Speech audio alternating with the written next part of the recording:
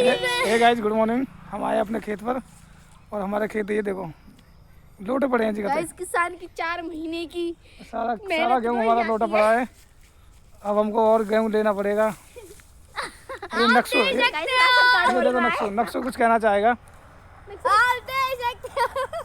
Artificial बारिश नहीं करे इस तरीका की। आप देख सकते हो हमारे यहाँ पे का पूरा गेहूं लौट गया है। हम लाज किससे खाएंगे? ये देखो गांव फतेहपुर बलोच सारा खेत तहस नहस। दो